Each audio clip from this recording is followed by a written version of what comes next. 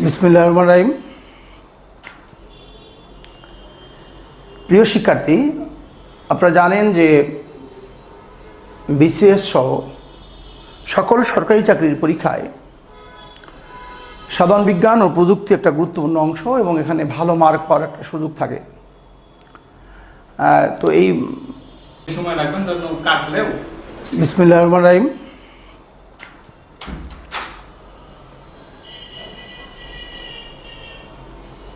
আমাকে যারা এই রেকর্ডিংয়ে শুনতে পাবেন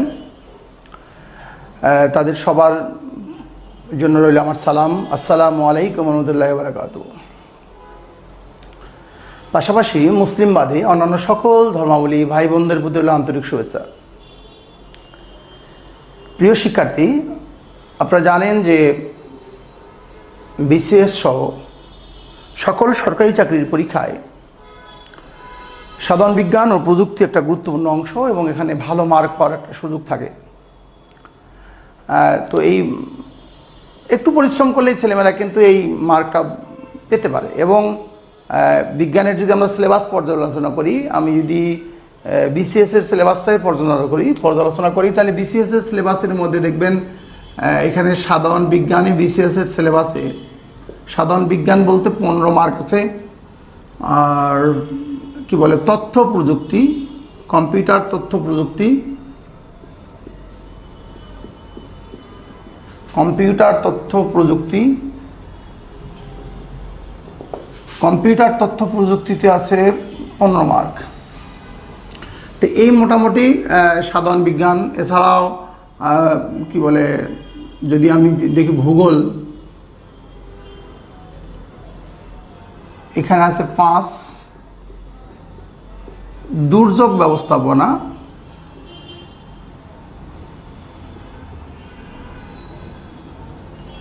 এখানে আছে 5। এই মোটামুটি বিজ্ঞানের একটা 40 মার্কের প্রিপারেশন।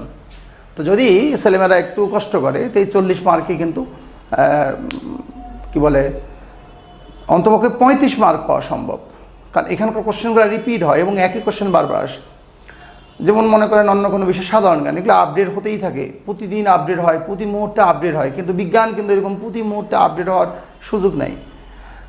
হয়তো খুবই অল্প কিছু বিষয় নতুন করে যুক্ত হয়। এই জন্যই এটা যদি কোনো ছেলেমেয়ে রেগুলার পড়ে সে মানে অল্প পরেই ভালো মার্ক পাবে। তো বিজ্ঞানে এখানে সাধারণ বিজ্ঞান বলতে যা বোঝায় এই সাধারণ বিজ্ঞান, তাহলে আমরা দেখলাম সাধারণ বিজ্ঞানের মধ্যে 15 মার্ক আছে, কম্পিউটার তথ্য প্রযুক্তি 15, ভূগোল 5, দুর্যোগ ও ব্যবস্থাপনা এখানে আছে 5, মোটে হচ্ছে 40 মার্ক। এর মধ্যে সাধারণ বিজ্ঞান যদি পর্যালোচনা করি, আমরা সাধারণ বিজ্ঞান পর্যালোচনা করলে পাই এই সাধারণ বিজ্ঞানের মধ্যে আছে অনেকগুলো অংশ। পদার্থ বিজ্ঞান মানে ফিজিক্স আর কি, তারপরে আছে রসায়ন, তারপরে আছে কি বলে বায়োলজিক্যাল সায়েন্স অর্থাৎ জীববিজ্ঞান লিখি যদি আমরা, ওকে। এই 3টা বিষয়ের মধ্যে আবার শাখা পোশাখা আছে। বায়োলজিক্যাল সায়েন্সের মধ্যে তো অনেক কথা আছে, ফুড নিউট্রিশন আছে, মেডিকেল সায়েন্স আছে, বোটানি আছে, জুলজি আছে, এগ্রিকালচার আছে। এই সব কিছু মিলেই এটাকে আমরা সাধারণ বিজ্ঞান মধ্যে ধরে নিই আর কি। তো এর মধ্যে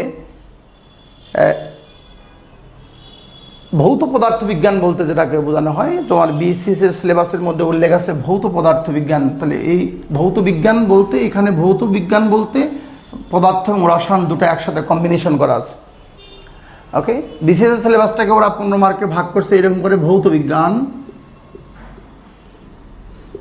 বিজ্ঞান দিয়ে বলছে এখানে বলছে 5,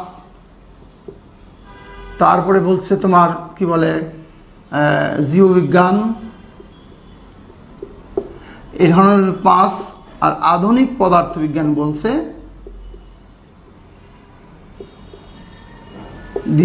5।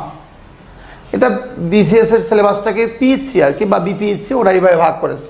তো এই ভৌত বিজ্ঞান বলতে ভৌত পদার্থ বিজ্ঞান এবং ভৌত রসায়ন বিজ্ঞানকে কম্বিনেশন করা, এটাকে বলে ভৌত বিজ্ঞান। আর জীববিজ্ঞানের মধ্যে তো বললাম অনেক সাবজেক্ট আছে, বোটানি আছে, জুলজি আছে, ফুড নিউট্রিশন আছে, এগ্রিকালচার আছে, মেডিকেল সায়েন্স আছে, অনেক সাবজেক্ট। আধুনিক পদার্থবিজ্ঞানের মধ্যে বিসিএস এর সিলেবাস পিএইচসি যেহেতু বানিয়েছে, এখানে আমাদের বলার কিছু নেই, বিপিএইচসি বানিয়েছে। তো এখানে আধুনিক পদার্থবিজ্ঞানের মধ্যে দেখবেন যে মেডিকেল সায়েন্সের টপিকও ঢুকাই দিছে, এখানে কৃষি বিজ্ঞানের টপিকও ঢুকাই, সেরিকালচার, পিসিকালচার এগুলো এখানে আছে। সুতরাং এরকম করে সিলেবাস মেনটেন করে পড়বো, সাথে এই সিলেবাসের প্রাসঙ্গিক বিষয়গুলো পড়ে ফেলতে হবে, নাহলে কিন্তু হঠাৎ করে হবে না। সুতরাং এটাকে গুছিয়ে পড়তে হবে, গুছিয়ে না পড়লে এলোমেলো করলে মানে সিলেবাস হবে অসীম, এই অসীম সিলেবাসকে মেকআপ করা খুব টাফ হয়ে যাবে। এই জন্যই বলি যে একটু গুছিয়ে পড়ালেখা করতে হবে। তো এই ভৌত পদার্থবিজ্ঞানের মধ্যে, তাহলে ভৌত বিজ্ঞানের মধ্যে আমি বললাম ভৌত পদার্থবিজ্ঞান আছে আর কি রসায়ন বিজ্ঞান আছে। তো ভৌত রসায়ন বিজ্ঞান, ভৌত পদার্থবিজ্ঞান এই মিলে ভৌত বিজ্ঞান। তো আমরা আমাদের এই বিজ্ঞানের আজকের এই লেকচারের একেবারে নাম্বার 1 লেকচার, 1 নম্বর লেকচার বলতে যেটা বোঝাচ্ছি সেটা হচ্ছে ভৌত পদার্থবিজ্ঞান। ভৌত পদার্থবিজ্ঞান লেকচার 1-এ আমরা ভৌত পদার্থবিজ্ঞান সম্পর্কে শিখব। লেকচার 1,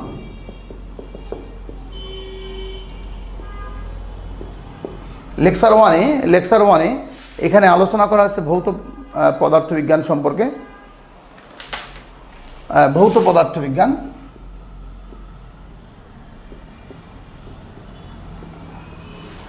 তোমরা হয়তো এই লেকচার শিটটা হয়তো পেয়ে যাবা, বা অনেকে পেয়ে গেছো, বা অনেকে এই ক্লাসের কি বলে লেকচার শিট পিডিএফটা তোমাদের হয়তো ইমেইলে দিয়ে দেওয়া হবে প্রতিষ্ঠান থেকে। তো আমি জাস্ট তোমাদেরকে এই টপিকগুলো ইন ব্রিফ একটু বুঝাই দেওয়ার চেষ্টা করব। তুমি কোন সাবজেক্টে পড়েছো এটা আপাতত ভুলে যাও, এই মুহূর্তে তুমি ফিজিক্স স্টুডেন্ট, এই কথাটা যদি মাথায় রাখো তাহলে তুমি অনায়াসেই ব্যাপারগুলো বুঝতে পারবে। একটু খেয়াল করি, এই পদার্থবিজ্ঞান তোমাকে যদি বলা হয় মানে হুইচ ইজ দ্য কি ওয়ার্ড অফ ফিজিক্স, পদার্থবিজ্ঞানের স্টার্টিং ওয়ার্ড কি, পদার্থবিজ্ঞান এই যে বিষয়টা এটার স্টার্টিং ওয়ার্ডটা কি, কোথা থেকে পদার্থবিজ্ঞান শুরু হলো। তোমাকে যদি বলি এই টোটাল পদার্থবিজ্ঞানের স্টার্টিং ওয়ার্ড হচ্ছে রাশি। কি বলছি বলো? রাশি, অর্থাৎ রাশি, রাশি। এ টোটাল ভৌত জগতে যা কিছু পরিমাপ করা হয় তাকে রাশি বলা হয়। ভৌত জগতে যা কিছু পরিমাপ করা হয় তাকে রাশি বলা হয়। ভৌত জগতে যা কিছু পরিমাপ করা হয় সবে রাশি। তো পরিমাপ করা যায় মানে কি, হিসাবপাতি করা যায়, সেটাকে বলা হয় রাশি। মনে করো যে তোমার বাসার থেকে তোমার কী বলে ইউনিভার্সিটির ডিস্টেন্স, বা তোমার হল থেকে তোমার ইউনিভার্সিটির কী বলে একাডেমিক ক্লাসরুমের ডিস্টেন্স হচ্ছে তোমার কী বলে ধরে নিলাম 500 গজ। তাহলে 500 গজ আমরা এই রাস্তাটা পরিমাপ করলাম। অথবা তোমার গ্রামের বাড়ির থেকে বা তোমার হোম ডিস্ট্রিক্ট থেকে ঢাকা শহরের ডিস্টেন্স 300 কিলোমিটার। এই যে কিলোমিটার দিয়ে পরিমাপ করলাম বা গজ দিয়ে পরিমাপ করলাম। অথবা তুমি দোকানে গিয়ে বললা 1 কেজি আলু দেন, এই যে আলুকে পরিমাপ করলাম 1 কেজি। অথবা প্রতি সেকেন্ডে সূর্য থেকে পৃথিবীতে আলো আসে 3 × 10⁸ মিটার পার সেকেন্ড বেগে। তাই 3 × 8 মিটার পার সেকেন্ড বেগ বললাম, এই যে পরিমাপ করলাম। এরকম করে টোটাল ভৌত জগতে যা কিছুই পরিমাপ করা তার নাম রাশি। আশা করি আমার কথাটা বোঝা গেছে। তাই আমি বলছি যে টোটাল ভৌত জগতে যেটাই পরিমাপ করা যাবে মানে হিসাবপাতি করা যায়, সেটাকে বলা হয় কি রাশি। তাহলে যেটা পরিমাপ করা যাবে না সেটাকে রাশি বলা যাবে না। তাহলে আমি বললাম যে ফিজিক্সের স্টার্টিং ওয়ার্ড কি বলো? রাশি। আর রাশি কাকে বলে? টোটাল ভৌত জগতে যা কিছু পরিমাপ করা তাকে বলা হয় রাশি। এখন তোমার প্রসঙ্গ হচ্ছে পরিমাপ করা যায় না, সেটাকে কি রাশি বলা যাবে না? না, যাবে না। তো পরিমাপ করা যায় না এমন কোনো কিছুই জগতে নেই, সবই পরিমাপ করা যায়। তুমি যদি বলো স্যার কোনো কিছুই কি নাই, হ্যাঁ যায় তো, পরিমাপ করা যায় না এরকম জিনিস তো 2-1টা আছে। তোমাকে যদি আবেগ কি পরিমাপ করা যায় বলো? আবেগ তো পরিমাপ করা যায় না। তা আবেগ, ঘৃণা, ক্ষোভ এগুলো পরিমাপ করা যায় না। কিন্তু দেখবে সিনেমার পরিচালকগণ এগুলোও পরিমাপ করে। বাংলা সিনেমা দেখবা যে নাম আছে, আমি দেখছি রাস্তায় পোস্টার, ইঞ্চি ইঞ্চি প্রেম। তাহলে প্রেমকে যদি পরিমাপ করা যায়, ইঞ্চি ইঞ্চি প্রেম, 10 ইঞ্চি, 20 ইঞ্চি, 30 ইঞ্চি প্রেম, তাহলে প্রেমকেও তুমি কি বলবে? রাশি বলবে। যেটাকেই পরিমাপ করা যাবে সেটাকে রাশি বলা হবে, পরিমাপ করা যাবে না সেটাকে রাশি বলা যাবে না। বুঝছো না এই কথাটা? তারপর আরও দেখছি সিনেমার নাম দিয়ে 100% লাভ। তাহলে লাভের বা ভালোবাসার পার্সেন্টেজ বের করা হয়েছে, পরিমাণ বের করা হয়েছে 100%। তাহলে লাভ বা ভালোবাসা বা প্রেমকেও আমি রাশি বলতে পারি। তা মোট কথা, যদি যেটাই পরিমাপ করা যাবে সেটাকে রাশি বলা যাবে, আর যেটাকে পরিমাপ করা যাবে না সেটাকে রাশি বলা যাবে না। আশা করি বোঝা গেছে। তো এই যে পরিমাপ করতে গেলে তুমি তো এমনি পরিমাপ করলে হবে না। পরিমাপ করতে গেলে তোমাকে একক জানতে হবে, ইউনিট বা একক জানতে হবে। তার মানে বললাম আবার, তাহলে ভৌত জগতে যা কিছু পরিমাপ করা যায় তাকে বলা হয় কি? রাশি। পরিমাপ করতে গেলে, আর পরিমাপ করতে গেলে কি জানতে হবে? একক জানতে হবে। পরিমাপ করতে গেলে একক বা ইউনিট জানতে হবে। এই একক বা ইউনিট হচ্ছে প্রধানত 2 প্রকার। একটা হচ্ছে তোমার মৌলিক একক, 2 নম্বরটা হচ্ছে লব্ধ একক। তাহলে মৌলিক একক আর লব্ধ একক। তাহলে বলছি পরিমাপ করতে গেলে লাগবে কি, একক লাগবে। সেই এককটা 2 প্রকার, একটা হচ্ছে মৌলিক একক আর একটা হচ্ছে লব্ধ একক। বুঝলেন কথা না? তাহলে মৌলিক একক হচ্ছে মাত্র পৃথিবীতে আছে 7টি। কয়টি? 7টি। এই মৌলিক এককের সংখ্যা আছে পৃথিবীতে সবচেয়ে 7টি। আর এই 7টি একক বাদে পৃথিবীর সকল একককে বলা হয় লব্ধ একক। এই মৌলিক একক কয়টি বলছি? অনলি 7টি। এই 7টি বাদে পৃথিবীর সকল একককে বলা হয় কি, লব্ধ একক। লব্ধ, ল বৈধয়, লব্ধ একক। ওকে, তাহলে আমি বললাম যে আবারও একটু বলেছি যে ভৌত জগতে যা কিছুই পরিমাপ করা তাকে বলে রাশি। আর পরিমাপ করতে জানতে হবে একক। পরিমাপ করতে গেলে কী জানতে হবে? একক। সেই এককটা হচ্ছে 2 প্রকার, একটা হচ্ছে মৌলিক একক, একটা হচ্ছে লব্ধ একক। কিন্তু মৌলিক এককের সংখ্যা আছে পৃথিবীতে মাত্র কয়টি? 7টি। এই 7টি মৌলিক একক বাদে পৃথিবীর সকল একককে বলা হয় কি, লব্ধ একক। এই যে কেমিস্ট্রিতে পড়েছো না, মৌলিক পদার্থ, যৌগিক পদার্থ, ওরকম আর কি। তাহলে যে একককে কি বলে ভাঙে যায় না, বা ভাঙলে অন্য কোনো এককের অস্তিত্ব খুঁজে পাবে না, সেটার নাম কি, মৌলিক। আর যে একককে ভাঙলে 2 বা ততোধিক মৌলিক একক পাওয়া যেতে পারে, সে এককের নাম কি, লব্ধ একক। ওকে, কেমিস্ট্রিতে আমরা যৌগিক শব্দটা ইউজ করি এরকম আর কি। তো এই মৌলিক একক 7টি। এই মৌলিক একক 7টার জন্য কিছু টেকনিক অ্যাপ্লাই করবা। এই মৌলিক একক 7টার মনে রাখার জন্য একটা টেকনিক দিয়ে দিচ্ছি, ছোটোখাটো টেকনিক। এই মৌলিক একক 7টার মনে রাখার জন্য একটা টেকনিক। দুনিয়া ভরে সব সময় তাপমাত্রা বৃদ্ধি পাচ্ছে। দুনিয়া ভরে সব সময় তাপমাত্রা বৃদ্ধি পাচ্ছে। বিদ্যুৎ প্রবাহ, দীপন ক্ষমতা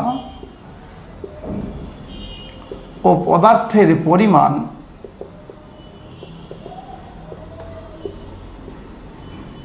কমছে। এখানে দুনিয়া নামক একটা শব্দ, ভর একটা শব্দ, সময়, তাপমাত্রা, বিদ্যুৎ প্রবাহ, দীপন ক্ষমতা, পদার্থের পরিমাণ। এখানে এই দুনিয়া নামক শব্দটা দিয়ে যে রাশিটা বোঝাচ্ছি তার নাম হচ্ছে দৈর্ঘ্য। কি বলছি বলো? দৈর্ঘ্য। এই দৈর্ঘ্যের, এটার একক হচ্ছে তোমার, দৈর্ঘ্যের একক হচ্ছে মিটার। ওকে, সময় ও ভর, ভরের এককটা কি? ভরের এককটা হচ্ছে কিলোগ্রাম বা কেজি। ভরের একক হচ্ছে কিলোগ্রাম বা কেজি। ওকে, সময়, সময় একক হচ্ছে সেকেন্ড। তাপমাত্রা, তাপমাত্রার একক হচ্ছে তোমার কেলভিন। ওকে, বিদ্যুৎ প্রবাহ, বিদ্যুৎ প্রবাহের একক হচ্ছে এম্পিয়ার। দীপন ক্ষমতা, দীপন ক্ষমতার একক হচ্ছে ক্যান্ডেলা। পদার্থের পরিমাণ একক হচ্ছে মোল।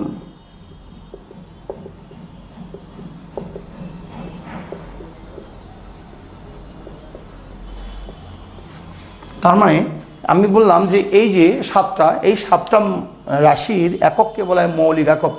ওকে, দুনিয়া ভরে সবসময় তাপমাত্রা বৃদ্ধি পাচ্ছে। বিদ্যুৎ প্রবাহ, দীপন ক্ষমতা, পদার্থের পরিমাণ কমছে। দুনিয়া শব্দটা দিয়ে শুধুমাত্র দৈর্ঘ্য বোঝাচ্ছি। ওকে, দৈর্ঘ্যের একক কি? মিটার।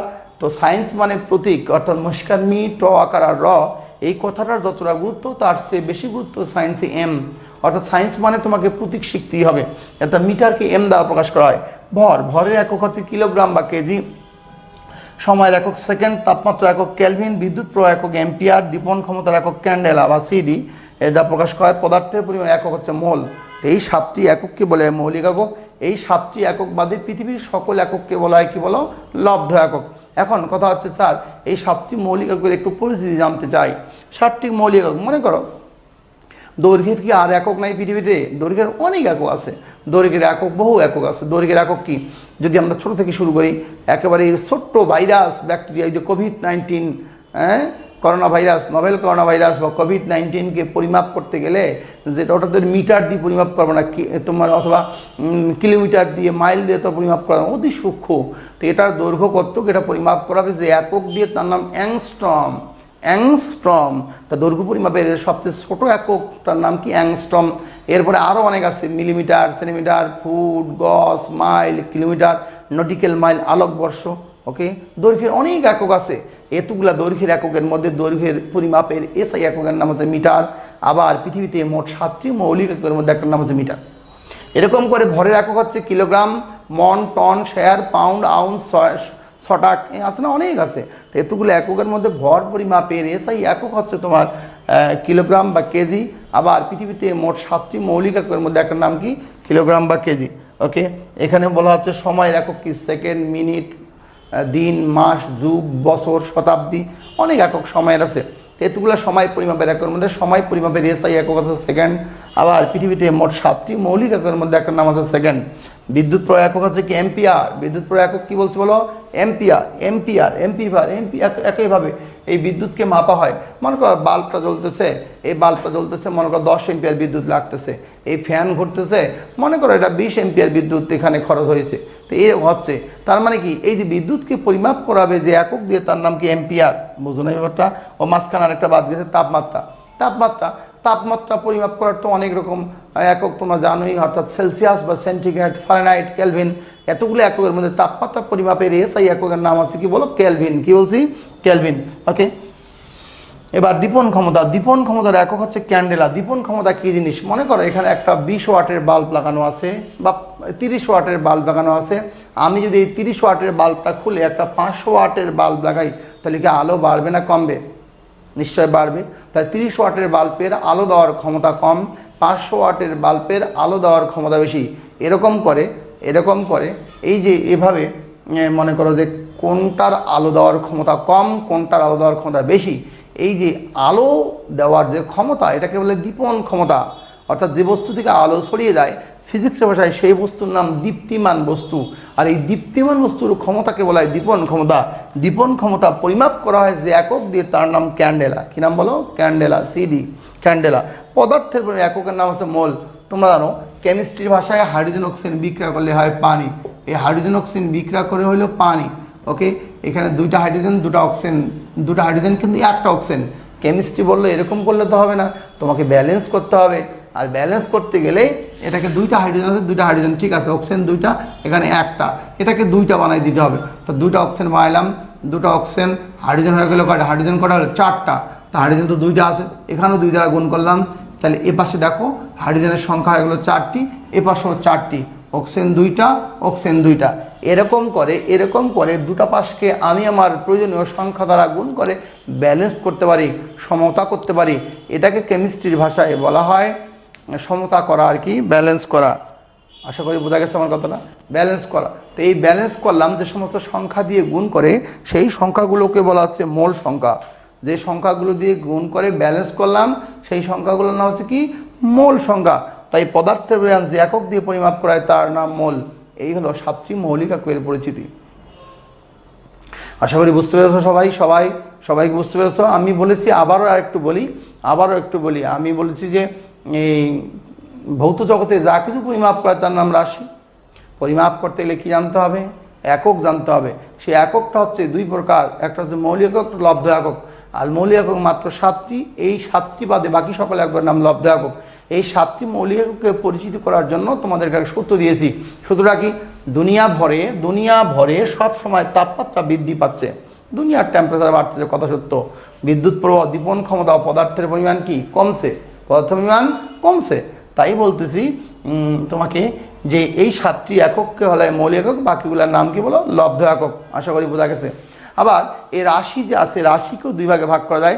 একটা হচ্ছে স্কেলার রাশি, একটা হচ্ছে ভেক্টর রাশি। রাশি কয়ভাবে ভাগ করা যায় বলো, 2 ভাগে, একটা স্কেলার রাশি, একটা কি বলো, ভেক্টর রাশি। ওকে, তোমরা খুব ভালো করে জানো রাশি কাকে বলে, যে রাশির শুধুমাত্র মান আছে।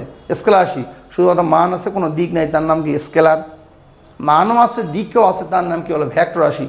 মনে করো আমি যদি বলি আমার ভর 80 কেজি, সত্যি কিন্তু 80 কেজির বেশি, 84 কেজি বোধ হয়। আগে কদিন আগে মাপছিলাম 84 কেজি, এখন কত আছে, ওই 80 কেজিরও বেশি। তা আমার ভর 80 কেজি, আমি যদি চাঁদের দেশে যাই না, তবুও এই 80 কেজি থাকবে, যদি খাওয়া দাওয়া ঠিক থাকে। বাড়তে সময় লাগবে, আবার কমতেও সময় লাগবে। অর্থাৎ খাইয়ে মোটা হইতে হবে, অথবা না খেয়ে শুকাই যেতে হবে। হঠাৎ করে রেডিক্যাল চেঞ্জ হওয়ার কোনো সুযোগ নাই। তো হঠাৎ করে রেডিক্যাল চেঞ্জ হওয়ার যেখানে কোনো সুযোগ নাই, সেটাকে বলা হচ্ছে এইভাবে দিকের সাথে মানের কোনো পরিবর্তন হবে না, তাই এটাকে বলে স্কেলার রাশি। তাহলে ভর কোন রাশি, স্কেলার রাশি। হ্যাঁ, যদি এমনটি হয়তো আমি 80 কেজি, উত্তরে গেলে হয়ে গেছি 60 কেজি, দক্ষিণে গেলে হয়ে গেছি 50 কেজি, এরকম যদি হইতো যে এরকম দিকের সাথে মানের চেঞ্জ হয়ে যায়, দিকের সাথে মানের চেঞ্জ হয়ে যায়, তাহলে তখন আমরা তাকে বলতাম আছে ভেক্টর রাশি। তা যে রাশির মানও আছে দিকও আছে সেটি ভেক্টর, যার শুধুমাত্র মান আছে তার নাম কি বলে স্কেলার রাশি। আশা করি বোঝা গেছে। তাহলে এক্ষেত্রে স্কেলার ভেক্টরের পার্থক্যটা ক্লিয়ার।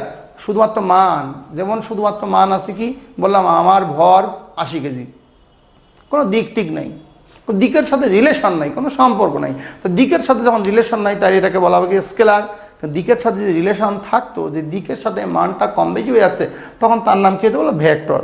আশা করি বুঝতে পেরেছো। তো রাশি দুই প্রকার, স্কেলার রাশি, ভেক্টর রাশি। আচ্ছা, আমি তাহলে এবার বোর্ডটা একটু ক্লিয়ার করি। তাই আবার বলি, দুনিয়া ভরে সবসময় তাপমাত্রা বৃদ্ধি পাচ্ছে, বিদ্যুৎ প্রবাহ দীপন ক্ষমতা পদার্থের পরিমাণ কি কমছে। আমি এখানে মৌলিক একক যেগুলা দিয়েছি, মৌলিক একক 7টায় নাম দিয়েছি।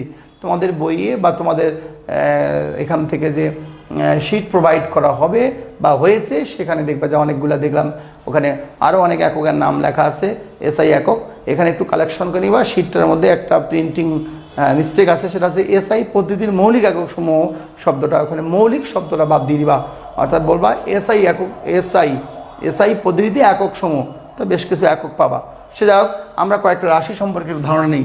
মনে করো তোমার বাসার থেকে তুমি ক্লাসরুমে গেছো, ওকে, তোমার বাসা থেকে তুমি ক্লাসরুমে গেছো, তোমার বাসা থেকে যে ক্লাসরুমে গেলে, এই যে তোমার বাসা থেকে ক্লাসরুমে গেলে, তাহলে তুমি যে একটা দূরত্ব অতিক্রম করলে, তোমার অবস্থানটার যে পরিবর্তন হইলো, অবস্থানের পরিবর্তন হয়েছে না?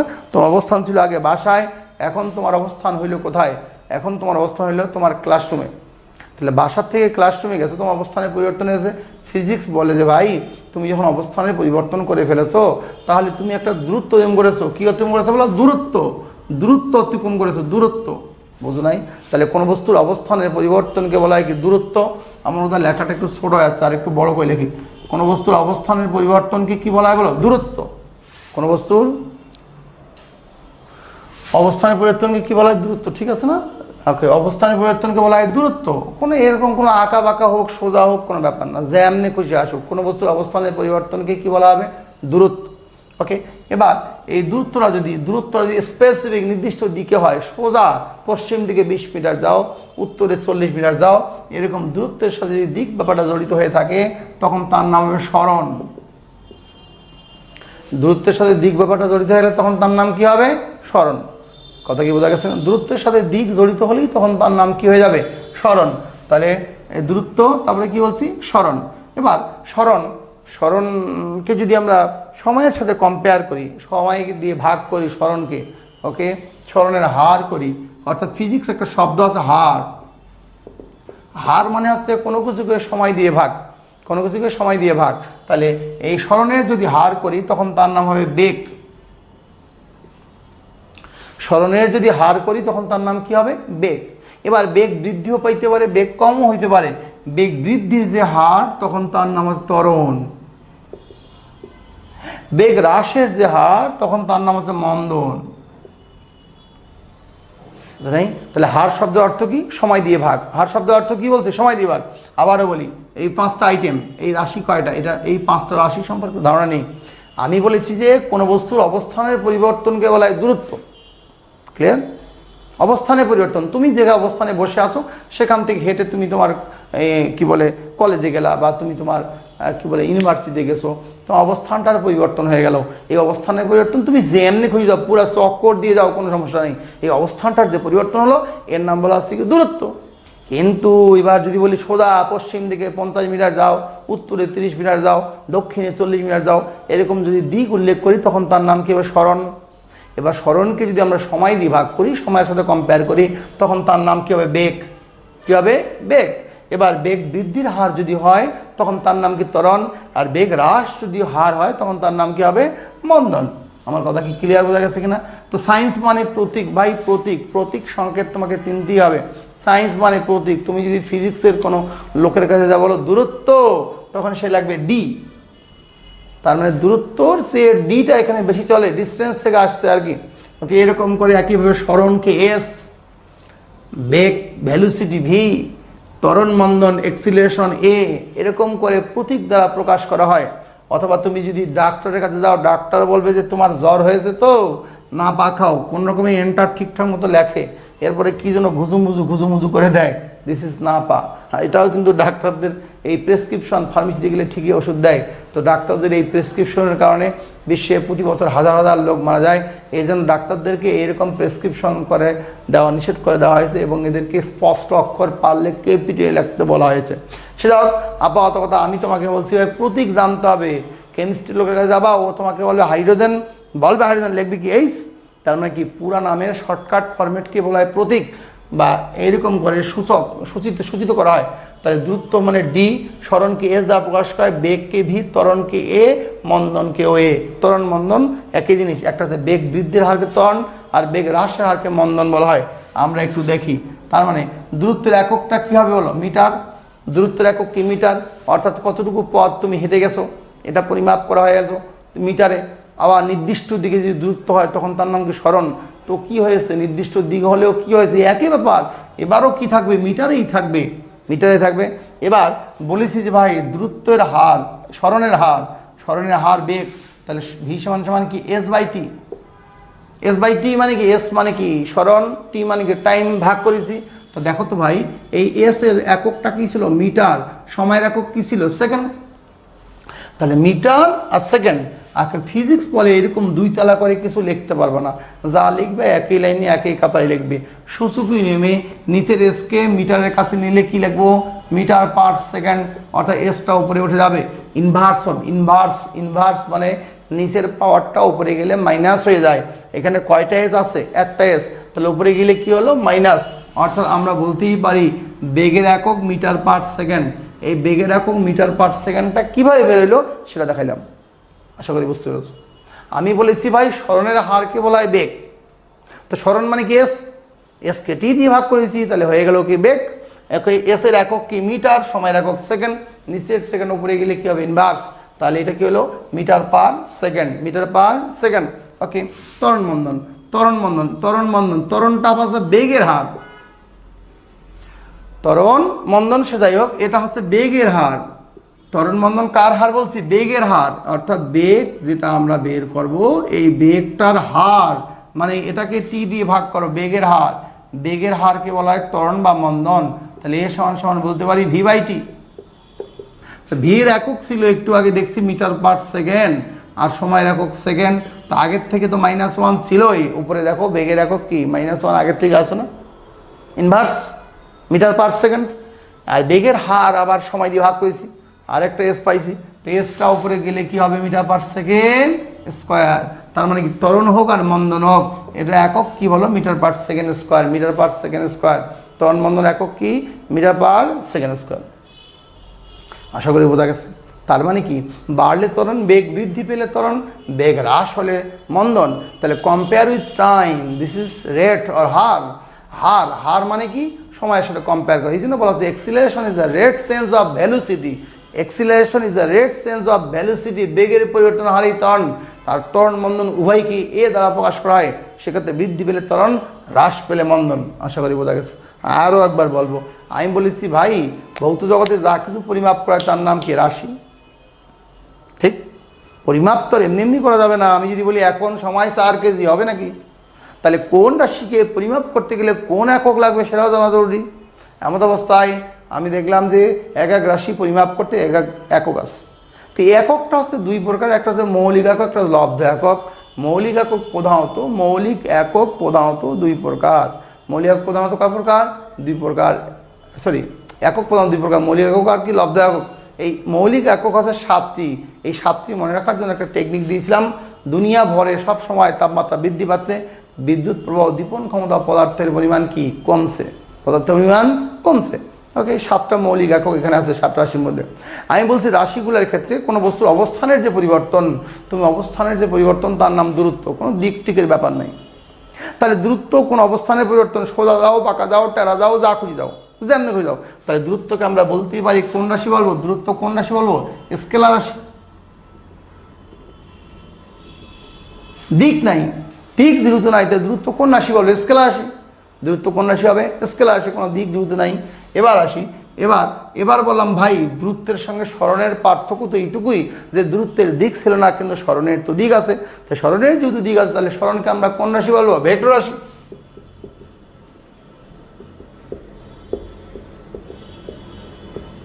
সরণকে কোন রাশি বলবো? ভেক্টর রাশি। এবার বললাম ভাই সরণ নিজে ভেক্টর, সরণের হার করছি, সেক্ষেত্রে বাড়ুক আর কমুক সে যাই হোক, সরণের হার তার নাম কি? বেগ। সরণের হার যদি বেগ হয় তো সরণ নিজে ভেক্টর, তাহলে বেগ কি? ভেক্টর। বেগও ভেক্টর রাশি।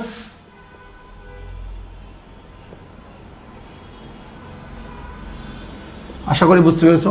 ত্বরণ মন্দন হচ্ছে বেগের হার, তাহলে বেগ তো নিজেই ভেক্টর, তো ত্বরণ মন্দন কি হবে? ভেক্টর রাশি। সেক্ষেত্রে যদি বেগ বৃদ্ধি পায় তাহলে হবে ত্বরণ, বেগ হ্রাস পেলে কি হবে? মন্দন। তাহলে ত্বরণ মন্দন উভয় কোন রাশি বলছি? ভেক্টর রাশি। আশা করি বুঝতে পেরেছো। তাহলে ইন ব্রিফ আবার আমি বলেছি ভাই ফিজিক্স স্টার্টিং ওয়ার্ড রাশি, ফিজিক্সের স্টার্টিং ওয়ার্ড রাশি। এই টোটাল ভৌত জগতে যা কিছু পরিমাপ করে তার নাম রাশি, টোটাল ভৌত জগৎ। কিন্তু পরিমাপ করতে গেলে তোমাকে একক জানতে হবে ভাই, একক ছাড়া তো পরিমাপ করতে পারবে না। সেই এককটা হচ্ছে দুই প্রকার, একটা হচ্ছে মৌলিক একক, লব্ধ একক। মৌলিক একক আছে পৃথিবীতে মাত্র 7টা, আর বাকি যা আছে পৃথিবীর সকল এককের নাম লব্ধ একক। এই 7টি মৌলিক এককের নাম জানার জন্য টেকনিক দিলাম। দুনিয়া ভরে সবসময় তাপমাত্রা বৃদ্ধি পাচ্ছে, পদার্থের পরিমাণ, দীপন ক্ষমতা, পদার্থের বিদ্যুৎ প্রভাব, দীপন ক্ষমতা, পদার্থের পরিমাণ কি কমছে। এখানে 7টা রাশি আছে, 7টা রাশিকে বলে মৌলিক রাশি, এদের একককে বলা হয় কি? মৌলিক একক। আশা করি বুঝতে পেরেছো। এছাড়া আমরা বলেছি যে তোমার যে রাশির শুধুমাত্র মান আছে নাম কি? স্কেলার। মানও আছে, দিকও আছে, তার নাম কি? ভেক্টর। মান দিক দূরে আছে নাম কি? ভেক্টর রাশি। আচ্ছা ঠিক আছে। এবার আমরা বলেছি যে তোমার আচ্ছা, এই কোনো বস্তুর অবস্থানের পরিবর্তনকে বলা হয় দূরত্ব। নির্দিষ্ট দিকে দূরত্ব নাম কি? সরণ। সরণের হার বেগ, বেগ বৃদ্ধির হার ত্বরণ, বেগ হ্রাসের হার কি? মন্দন। তাহলে সেক্ষেত্রে যদি দূরত্ব কোনো দিক টিক নাই, তাই দূরত্ব স্কেলার রাশি। নির্দিষ্ট যদি দূরত্ব সরণ, তাই সরণ কি? ভেক্টর। আর সরণের হার কি? বেগ, তাহলে বেগও ভেক্টর। বেগ বৃদ্ধির হার ত্বরণ, ত্বরণও ভেক্টর। বেগ হ্রাসের হার মন্দন, মন্দনও ভেক্টর। আশা করি ক্লিয়ার। তাহলে এইভাবে আর কি তোমরা রাশিগুলো পরিচয় করে নিবে। তোমাদের শিটের মধ্যে এগুলো লেখা আছে এবং বেশ অনেকগুলা রাশি সম্পর্কে আইডেন্টিফাই করা আছে। আচ্ছা, এবার বলা আছে এই আরও দু একটা রাশি, যেমন কাজ, ক্ষমতা, শক্তি। এখানে 3টা ওয়ার্ড আছে, কাজ, ক্ষমতা, শক্তি।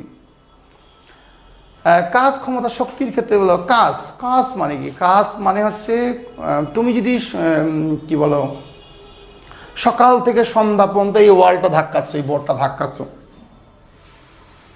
1 ইঞ্চিও সরাতে পারো নেই। ফিজিক্স বললো ভাই তুমি কোনো কাজ করো নেই। কারণ ফিজিক্স হিসাবে কাজের সংজ্ঞা হচ্ছে কোনো বস্তুর উপর যদি বল প্রয়োগ করো, তাহলে বস্তুটি যদি স্মরণ ঘটে, তাহলে বল আর স্মরণের গুণফলকে কাজ বলে। তার মানে তুমি যদি 41তম বিশেষ প্রিলিমিনারি পরীক্ষা দিয়ে ফেল করো, ফিজিক্সের ভাষায় তুমি কোনো কাজ করো, তুমি অকাজ করেছো, কারণ ফলাফল শূন্য। ফিজিক্স বলে যেটার কোনো ফলাফল নেই, ওটা কোনো কাজ না। তাহলে বস্তুর উপর বল প্রয়োগে বস্তুটি যদি স্মরণ ঘটে, তাহলে তখন বল আর স্মরণের গুণফলকে বলা কি? কাজ। হ্যাঁ, তুমি অবশ্য ওইটাও বলতে পারো স্যার আমি প্রিলিমিনারি পরীক্ষা দিয়ে ফেল করেছি, এটাও তো ফলাফল শূন্য হয়ে গেল, তাহলে গুণফল তো কখনো শূন্য হতে পারে, তাহলে কাজ। হ্যাঁ, তাহলে অবশ্য বলা যাবে। তো মোট কথা ফলাফল থাকতে হবে, আউটপুট থাকতে হবে। আউটপুট না হলে এটাকে কাজ বলা যাবে না। কে বলতেছে? এটা ফিজিক্স বলতেছে। তো কাজ আমি তাহলে কি বললাম? কোনো বস্তুর উপর প্রযুক্ত বল, বস্তুর উপর যদি আমি বল প্রয়োগ করি, তো বস্তুটি কী হবে? বস্তুটির স্মরণ ঘটবে। তাহলে বল আর স্মরণের গুণফলের কাজ বলে। কাজ মানে কি? ওয়ার্ক। ওয়ার্ক মানে কি? ডাব্লিউ। কাজ পরিমাপের একক হচ্ছে জুল, শক্তির একক জুল। শক্তি ছাড়া তো আর কাজ করা যাবে না। তাহলে শক্তি কী জিনিস? কাজ করার সামর্থ্যকে শক্তি বলে। কাজ করার সামর্থ্যকে শক্তি বলে, অ্যাবিলিটি। তাহলে কাজ করার সামর্থ্যকে বলা হয় শক্তি। আমি এটা ক্লিয়ার করলাম। বট এখানে বলছিলাম মাত্র 5টা রাশি, আরও 3টা রাশি সম্পর্কে একটু পরিচিতি করতে যাচ্ছি। কাজ, ক্ষমতা, শক্তি সম্পর্কে। কাজ, ক্ষমতা, শক্তি। কাজ, কাজ মানে কি? Work, W. বললাম যে কোনো বস্তুর উপর কোনো বস্তুতে যদি বল প্রয়োগ করো, তাহলে বস্তুটির স্মরণ ঘটে। এক্ষেত্রে বল আর স্মরণের যে গুণফল, তার নাম কি? কাজ। ওকে, কাজ। এই জন্যই বলা হয় ডাব্লিউ সমান এফএস। এফএস মানে বল ইন্টু স্মরণ বলা হয়। ওকে, বল ইন্টু স্মরণ। আর এই কাজের এককটা হচ্ছে শক্তির এককটাই। কাজের একক হচ্ছে জুল, এসআই একক আর কি, জুল।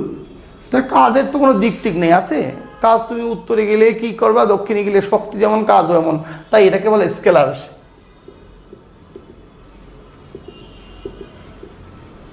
কোন রাশি বলা হয়? স্কেলার। আচ্ছা, এবার বলি তোমাকে শক্তি। এর হচ্ছে অ্যাবিলিটি, কাজ করার সামর্থ্য, সামর্থ্যকে শক্তি বলা হয়। শক্তিকে প্রকাশ করা ই দ্বারা, ই কী দ্বারা প্রকাশ করবে? ই দ্বারা প্রকাশ করবে, এই এনার্জি। তো এটার একক তো জুল, বুঝতেই পারতো। তো এটাও কি হবে? স্কেলার রাশি।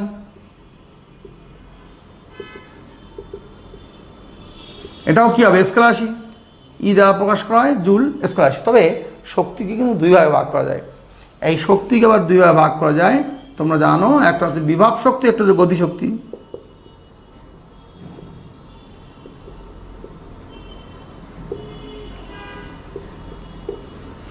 বিভব শক্তি আর গতিশক্তি, অর্থাৎ এটাকে বলে পটেনশিয়াল এনার্জি, আর একটা হচ্ছে কাইনেটিক এনার্জি। মনে করো তুমি ওই যে ইয়েতে কি বলে, ওটা কি বলো, কর্ণফুলী নদী, কাপ্তাই জলবিদ্যুৎ প্রকল্পের নাম শুনেছো নিশ্চয়। হাইড্রোইলেকট্রিক পাওয়ার প্ল্যান্ট ইংলিশে বলা হয়। এখানে দেখবা জলবিদ্যুৎ প্রকল্পে কি করা হয়েছে, বাংলাদেশের সবচেয়ে খরস্রোতা নদীর নাম হচ্ছে কর্ণফুলী।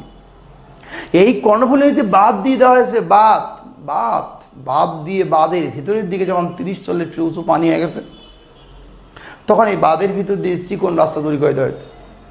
এই 40 ফিট পানি চিকন রাস্তা দিয়ে সবচেয়ে যখন খুব স্পিডে বেরোবে, এই 40 ফিট পানি যখন চিকন রাস্তা স্পিডে বেরোবে, তখন ওখানে চাকা লাগানো আছে। এটাকে ফিজিক্সের ভাষা বলা হয় টারবাইন। তো এই স্পিডে বের হলে 40 ফিট পানি যখন বের হচ্ছে, তখন কিন্তু এটা একটা শক্তি হয়ে গেল, এটাকে বলে গতিশক্তি। দেখো, বাঁধ, কৃত্রিম বাঁধ দেওয়ার ফলে বাঁধের ভিতরে যখন 40 ফিট পানি হয়ে গেল, তো পানি জমা হতে হতে বাঁধের ভেতরে বিভব শক্তি বৃদ্ধি পেয়েছে বা স্থির শক্তি বৃদ্ধি পেয়েছে। চিকন রাস্তা যখন তৈরি করে দিলে, এই বিভব শক্তিটা চিকন রাস্তা দিয়ে খুব স্পিডে বেরোবে, তাহলে এটা গতিশক্তি রূপান্তরিত হয়ে যাবে। এই বিভব শক্তি গতিশক্তিতে হওয়ার সাথে ওখানে একটা চাকা লাগানো আছে, দিস ইজ কল টারবাইন।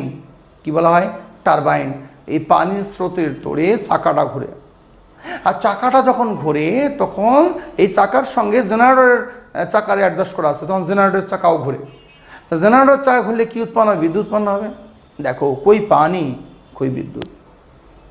পানি তুমি ডাক করে খাই ফেলতে পারবা, বিদ্যুৎকে খাইতে পারবা? তা তোমাদের প্রত্যেকের মধ্যে একটা বিভব শক্তি আছে, this is call potential energy, ইংলিশে বলা হয়। মনে করো তুমি হচ্ছে Islamic history and culture student, তাহলে তুমি ইসলামিক হিস্ট্রি অ্যান্ড কালচার সম্পর্কে তোমার যথেষ্ট জ্ঞান আছে, এটাকে বলে বিভব শক্তি, বিভব। বাট তুমি তো বিজ্ঞান পারো না, তার মানে তোমার বিভব শক্তিটা গতিশক্তি রূপান্তরিত হবে যখন আমার কাছে বিজ্ঞানটা শিখবে। যে বিজ্ঞান পারে তার কাছে বিজ্ঞান শিখবে। এবার তোমার ইসলামিক স্টাডিজে বিজ্ঞান শিখলা, কেমিস্ট্রি বিজ্ঞানের কেমিস্ট্রি, ফিজিক্স শিখলা, বা কী বলে কমার্স ফ্যাকাল্টির ফিনান্স, মার্কেটিং, ম্যানেজমেন্ট এগুলো শিখলা, বা বাংলা ইংলিশ শিখলা, অঙ্ক শিখলা, সব কিছু মিলে তোমার মাথায় একটা কমপ্লিট প্যাকেজ হলো, this is jack of all trades but master of none. তাহলে নেপোলিয়নের মতন তুমি বলতে পারো দ্যার ইজ নো আলস, অর্থাৎ তোমার ভিতরে বিভব শক্তিকে গতিশক্তি রূপান্তরিত করতে হবে। তাহলে শক্তি দুই প্রকার, তোমার যেটা এবিলিটি, তোমার যেটা আছে, তার নাম বিভব শক্তি। আমার হাতে একটা মার্কার আছে, আমি চাইলে কি মার্কারটাকে ভাঙতে পারবো না। ওর একটা নিজস্ব শক্তি আছে। আমার শক্তি দিয়ে যখন মার্কারের শক্তিকে আমি অতিক্রম করতে পারবো, তখন কিন্তু এটা ভেঙে যাবে, তখন এটাকে বলা হবে কি? গতিশক্তি। তো বিভব শক্তি, গতিশক্তি, বুঝতেই পারতেছ। বিভব শক্তি একটা পটেনশিয়াল এনার্জি, একটা কাইনেটিক এনার্জি। তাহলে শক্তিতে শক্তি, এই বিভব শক্তি হোক আর গতিশক্তি হোক, শক্তির একক হচ্ছে জুল। ওকে, আর শক্তি কোন রাশি? স্কেলার রাশি। আশা করি বোঝা গেছে কিনা? তো শক্তির এক্সচেঞ্জ সম্ভব। তাহলে বিভব শক্তি গতিশক্তি রূপান্তরিত করা হয় কোথায়? কাপ্তাই জলবিদ্যুৎ প্রকল্প, হাইড্রোইলেকট্রিক পাওয়ার প্ল্যান্টে। আরেকটা আছে ক্ষমতাটা হচ্ছে কাজ করার কাজের হার। এটাকে পি দ্বারা প্রকাশ করা হয়, পাওয়ার, WT। অর্থাৎ কাজ করার যে হার, মানে শক্তি হচ্ছে কাজ করার সামর্থ্য শক্তি, আর কাজ করার যে হার তার নাম কি? ক্ষমতা। তার মানে WT। এখানে কাজের একক হচ্ছে জুল, সময়ের একক হচ্ছে সেকেন্ড। তাহলে একসাথে করলে, আমি আগেই বলেছি, নিচে হরেরটাকে উপরে নিতে হবে। হরে কি আছে? সেকেন্ড। তা সেকেন্ডটাকে তুমি যদি এই জুলের কাছে নিয়ে যাও, তাহলে কি হবে? Joule per second. এটাকে শর্টকাটে বলা ওয়াট। জুল পার সেকেন্ড মানে কি? ওয়াট। আশা করি বোঝা গেছে কিনা? তাহলে বললাম কাজের হারকে ক্ষমতা বলে, কাজের একক কি?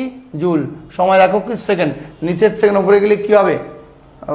ইনভার্স হবে। তা জুল পার সেকেন্ড মানে ওয়াট।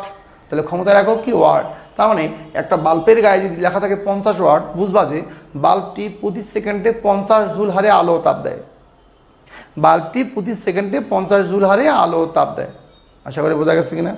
বাল্বটি প্রতি সেকেন্ডে কত? 50 জুল হারে আলো ও তাপ দেয়।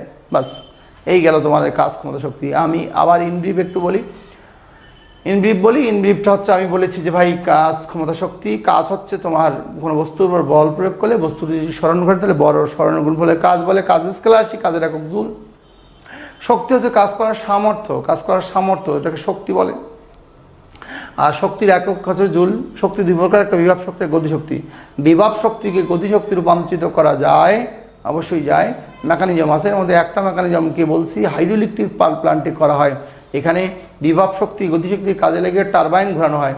আর টারবাইনের চাকা, খাসকাটা চাকা বা ব্লেডযুক্ত চাকা, এই চাকা খুললে জেনারেটর চলে কী উৎপন্ন হবে? বিদ্যুৎ উৎপন্ন হবে, এটা বলেছি আর কি। আর ক্ষমতাও তাহলে কোন রাশি হবে? স্কেলার রাশি। তাহলে কাজ, শক্তি, ক্ষমতা তিনটাই কি স্কেলার রাশি। ওকে, তোমাদেরকে বলছে বলের ঘাত ও ঘাত বল।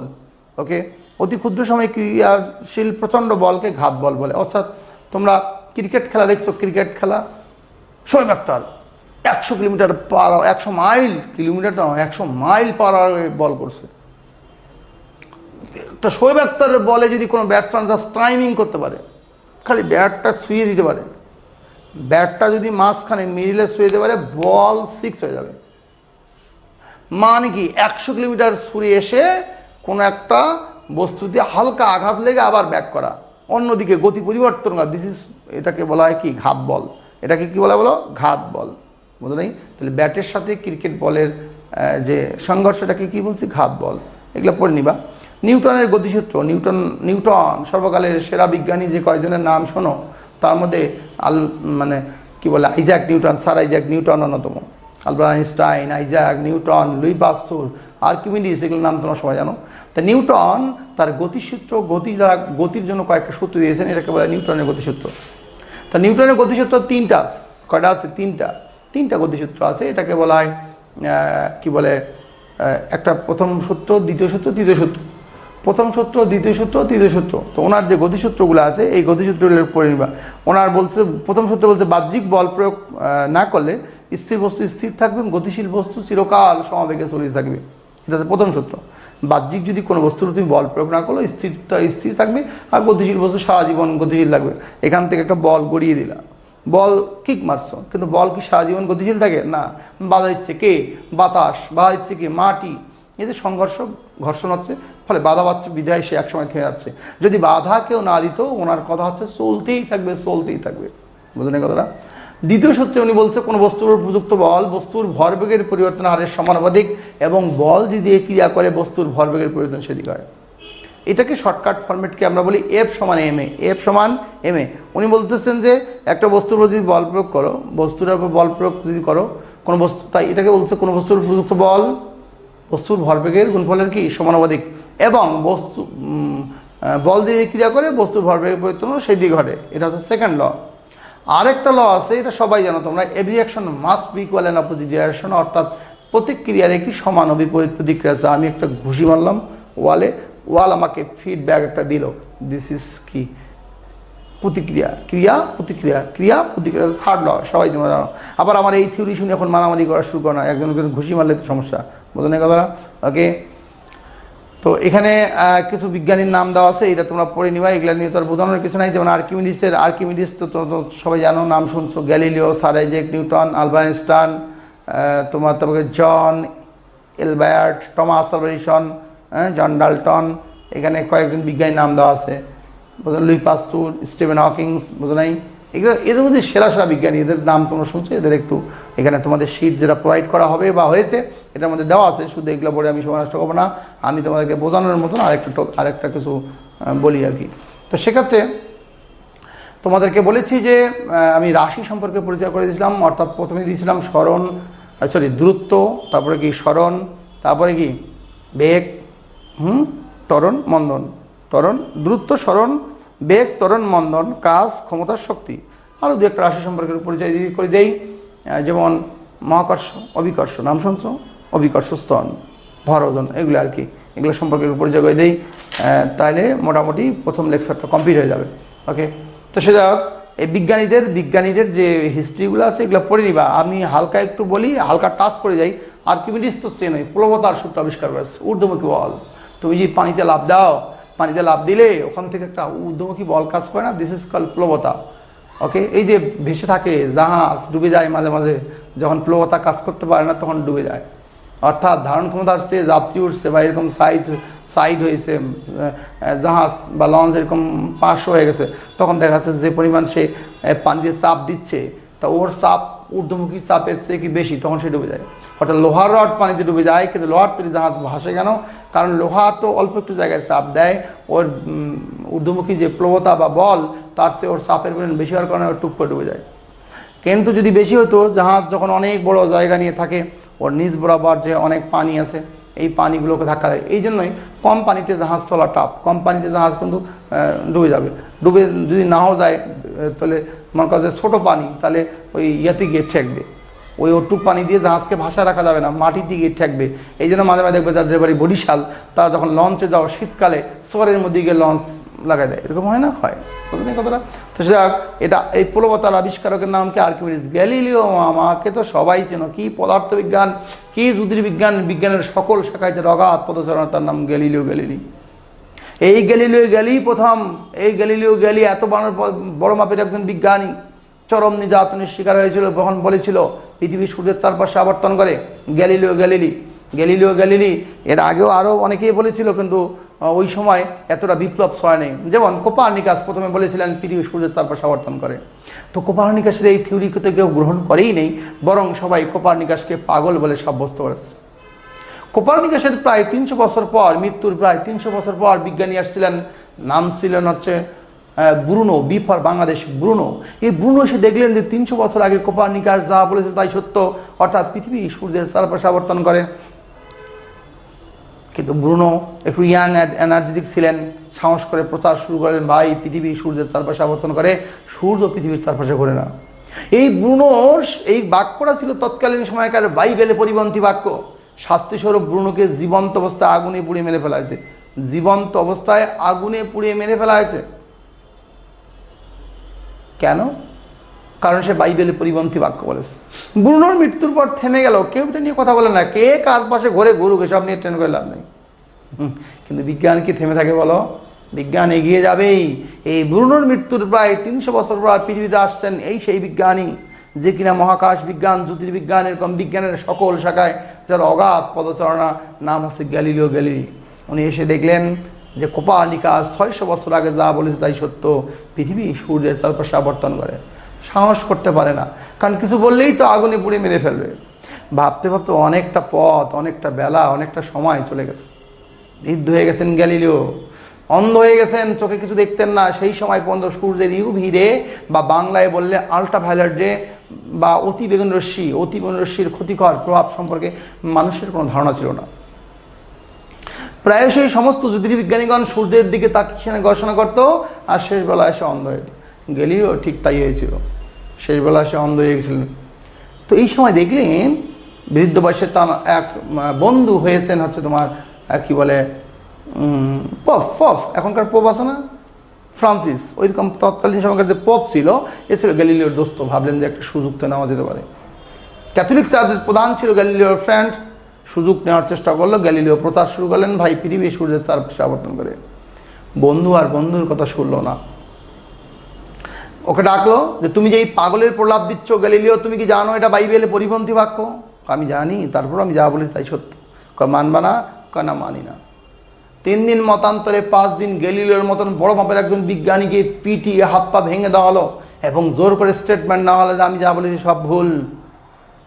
পৃথিবী সূর্যের চারপাশে ঘুরে গল্পের যবনিকাবাদ হয়ে গেল, সব শেষ হয়ে গেল, পৃথিবী থেমে গেল। মনে করো এই নিয়ে আর গবেষণা হয় না, এবং গ্যালিলিওকে যাবজ্জীবন গৃহবন্দী করে রাখা হলো। আমৃত্যু গ্যালিলিও আর ওই ঘরের বাইরে বেরোতে পারে নাই। অন্যায় ছিল একটাই, সে বলেছিল পৃথিবী সূর্যের চারপাশে আবর্তন করে। গ্যালিলিওর মৃত্যুর পর সারা বিশ্বের সমস্ত জ্যোতির্বিজ্ঞানীগণ দেখলেন এত বড় একটা ঘটনা ঘটতেছে, কেন, আসলে কী হয়েছে। গ্যালিলিওর মৃত্যুর আগেই কিন্তু দূরবীক্ষণ যন্ত্র আবিষ্কার হয়েছিল।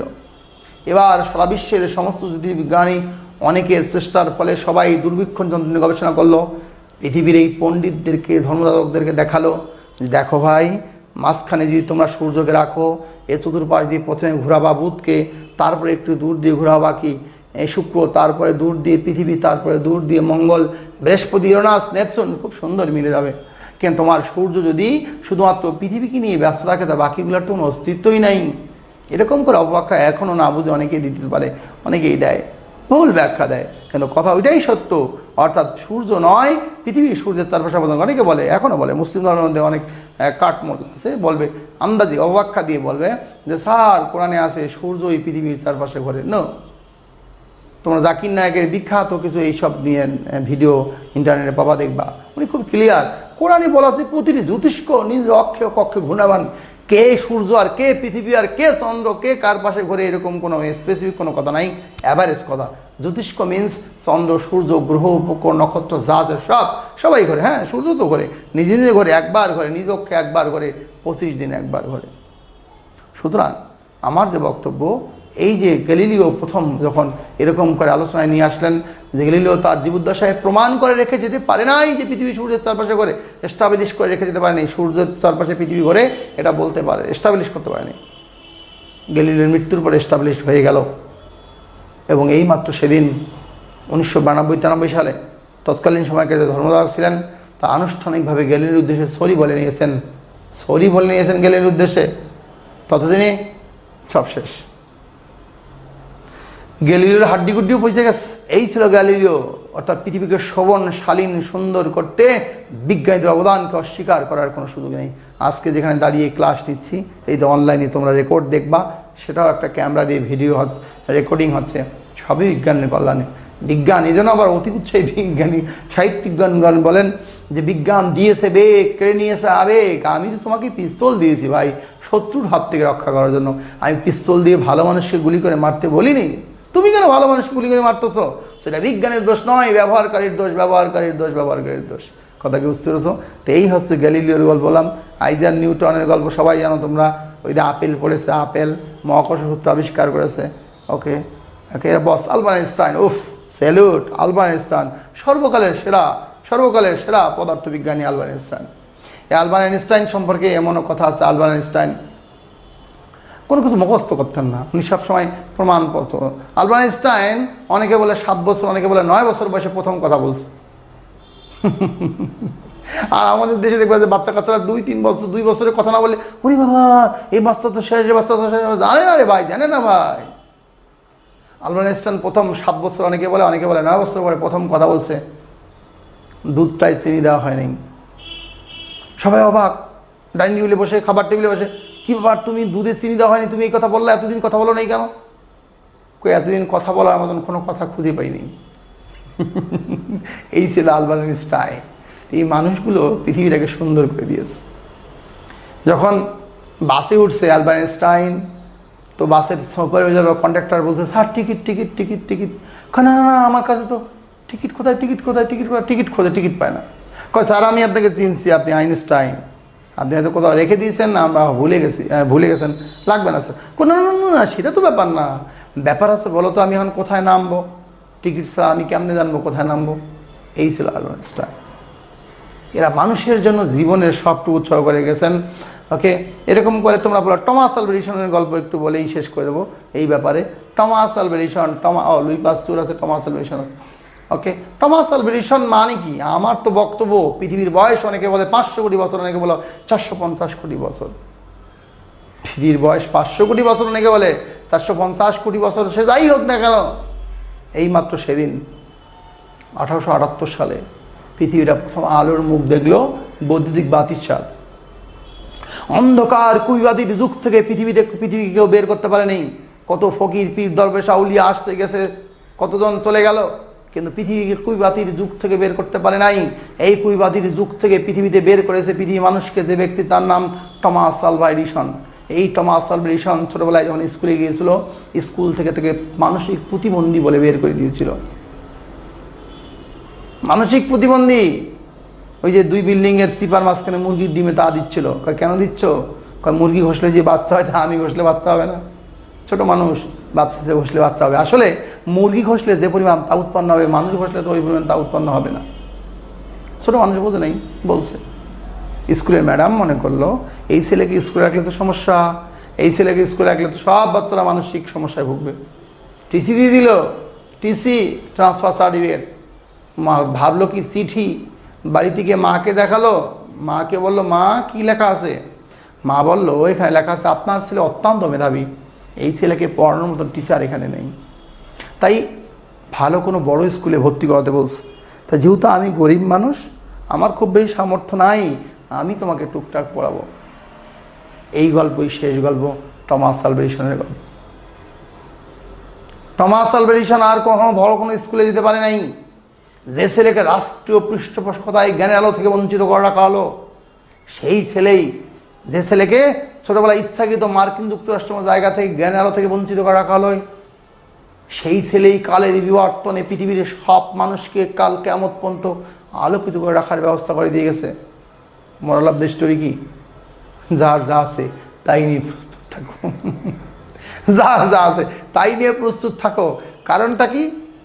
কারণটা হচ্ছে তোমার যা আছে নিজেকে অবহেলা করো না, তোমাকে অনেক কটাক্ষ করো ঘরে বার, কোনো ব্যাপার না। এই হচ্ছে টমাস আলভা এডিসন। সুতরাং এনাদের গল্প বললে দিন রাত পার হয়ে যাবে। আমার খুব ভালো লাগে এসব গল্প, আমি খুব পড়ি। ওকে, তো সে যাক, এরপরে আমি আর একজন লুই পাস্তুর, ওফ salute Louis Pasteur, Louis Pasteur, Louis Pasteur. আজকে যে কোভিড-19 মহামারী, এই কোভিড-19 নিয়ে চিন্তা করতেছে, পৃথিবী মিস করতেছে একজনকে, লুই পাস্তুর।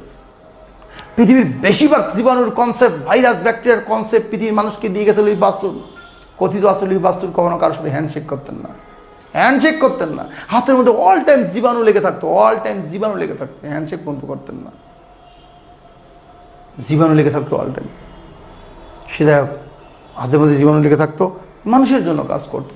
সে অনেক গল্প, রেবিস ভাইরাস, রেবিস অর্থাৎ রেবিস ভাইরাস, রেবিস মানে হচ্ছে তোমার জলাতঙ্ক রোগের ভাইরাস। এখন যেমন কোভিড-19 বিশ্বজুড়ে মানুষ মরে যাচ্ছে, তখন ছিল রেবিস ভাইরাস। এরকম হয় আর মানুষ মরে, হয় আর মানুষ মরে, পশু পাখি মরে। একদিন জোসেফ মাস্টার নামক এক স্কুল বালক স্কুলে যাচ্ছিল, যাওয়ার পথে একটা পাগলা কুকুর জোসেফ মাস্টারকে এমন করে কামড়ালো, অনেক কষ্টে জোসেফ মাস্টারের মা তাকে সেখান কুকুরের কাছ থেকে উদ্ধার করে নিল, ডাক্তার কাছে নিয়ে গেল। ডাক্তার বললো আমি অসহায়, আমি পারবো না। কিন্তু কেন কেন পারবেন না? কারণ এটা কোনো ট্রিটমেন্ট নাই, এটা কোনো ট্রিটমেন্ট নাই। ট্রিটমেন্ট ছাড়া আমি কী করে, ট্রিটমেন্ট ছাড়া আমি কী করে তোমার ছেলের ট্রিটমেন্ট দেবো? আমি তো ওষুধ নেই।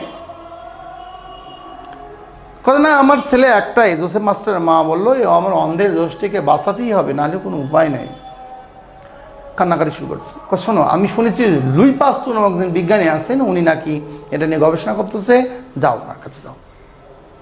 লুই পাস্তুর সেই সময় দেখলেন তার এক সহকর্মী এটা নিয়ে গবেষণার এমন একটা পর্যায়ে চলে গেছে, অর্থাৎ রেবিস ভাইরাস যেটা দিয়ে জলাতঙ্ক রোগ হয়, উনি রেবিস ভাইরাস আছে এমন একটা প্রাণীর মস্তিষ্ক থেকে হাড় সংগ্রহ করে বা খুলি থেকে, এখান থেকে খুলি সংগ্রহ করে রোদে শুকাতে দিয়েছে। উনি দেখতে পাচ্ছেন পোষক দেওয়া ছাড়া রেবিস ভাইরাসটা সম্পূর্ণরূপে নিষ্ক্রিয় হয়ে পড়ে কতদিনে দেখলেন যে রেবিস ভাইরাসটা সম্পূর্ণরূপে নিষ্ক্রিয় হয়ে পড়তে সময় লাগছে মাত্র 14 দিন। বিষক্ষয় এই কনসেপ্ট থেকেই উনি করলেন কি, 14 দিনের মরা ভাইরাসকে সুস্থ প্রাণীর মস্তিষ্কে প্রবেশ করালেন। এরপরে 13 দিনেরটা, এরপরে 12 দিন, একই প্রাণী দিচ্ছেন কিন্তু টাটকা ভাইরাস 2 দিন 1 দিন টাটকা দিলেন। উমা, এবার তো দেখা গেল প্রাণীরা জলাতঙ্ক রোগ হইল না। লুই পাস্তুর ভাবলেন পেয়ে গেছি কিছু একটা। শুরু হয়ে গেল গল্প বিষক্ষয়। ওকে, তো এইরকম সময় জোসেফ মাস্টার চলে আসলেন। জোসেফ মাস্টারকে ওর মা রেখে গিয়ে বললেন আমার ছেলে এমনি মারা যাবে, আপনি যা পারেন করেন। লুই পাস্তুর অবশ্যই সিদ্ধান্ত নিলেন পৃথিবী ইতিহাসের প্রথম কোনো ব্যক্তি যার এই জলাতঙ্ক রোগের ট্রিটমেন্ট করবেন, সেই ছেলেটার নাম ছিল জোসেফ মাস্টার। সেই যে জোসেফ মাস্টারকে দিয়ে শুরু, অসুস্থ হয়ে গিয়েছিল। আজকে তুমি আমি কাল কিয়ামত পর্যন্ত পৃথিবীর যত লোক আমরা বাস করবো সবাই আমরা জোসেফ মাস্টার, লুই পাস্তুরের কাছে ঋণী হয়ে গেছে। এই জোসেফ মাস্টার আজীবন তার গোলামি করে চলে গেছেন। জোসেফ মাস্টার গোলামি করে চলে গেছেন এবং মৃত্যুর পর লুই পাস্তুরের গবেষণা করে দেখাশোনা করতো জোসেফ মাস্টার।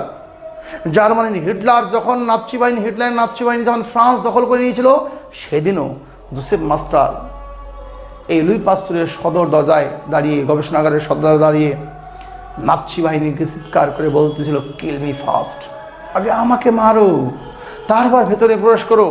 নাৎসি বাহিনী এই জোসেফ মাস্টারকে হত্যা করে, তারপর ওই ভেতরের কি বলে লাইব্রেরিতে যা ছিল, ল্যাবরেটরিতে যা ছিল সব তছনছ করে দিয়েছে। সুতরাং এদের অবদানকে অস্বীকার করার কোনো সুযোগ নেই। এই হচ্ছে বিজ্ঞানীদের গল্প। তো যাই হোক, আমার মোটামুটি এখানকার যে সিলেবাস লেকচার প্ল্যান অনুযায়ী শেষ হয়ে গেছে। আমি আমার দিক থেকে আরও 2-3টা তোমাকে এডিশন করে দিলাম এই লেকচারের জন্য, আর 2-3টা একটু ছোটো ছোটো। তাহলে এই গেল বিজ্ঞানীদের গল্পও বললাম। এখন একটা টপিক আছে মহাকর্ষ অভিকর্ষ।